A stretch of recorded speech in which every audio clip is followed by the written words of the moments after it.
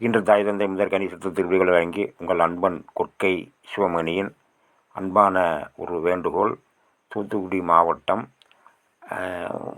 தூத்துக்குடி மாவட்டத்தில் இருக்கக்கூடிய விஞ்ஞானபுரத்திற்கு அருகில் இருக்கக்கூடிய நகனை என்ற கிராமத்தில் குளம் இருக்கிறது. அந்த குளத்தில் இருந்து நீர் நிரம்பி வெளியே வரும் பொழுது சாலையை கடந்து செல்கிறது.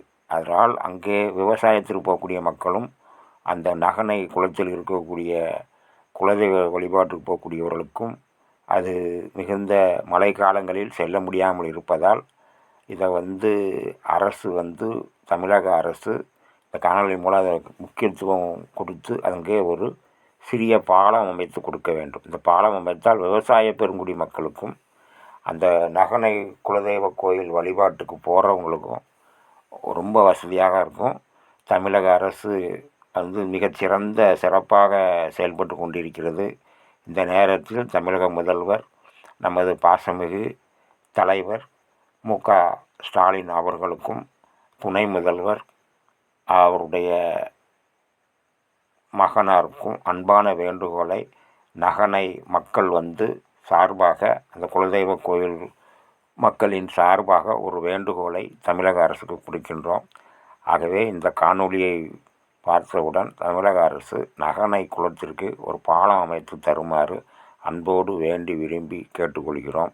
கொற்கை சிவமணி யூடியூப் சேனல் வழியாக மேலும் அங்கே செல்லக்கூடிய மக்களுக்கு அந்த பாதை குளத்தின் மேல் இருக்கக்கூடிய பாதையையும் சரி பண்ணி தர வேண்டும் என்று மிக்க அன்போடும் உரிமையோடும் கேட்டுக்கொள்கிறோம்.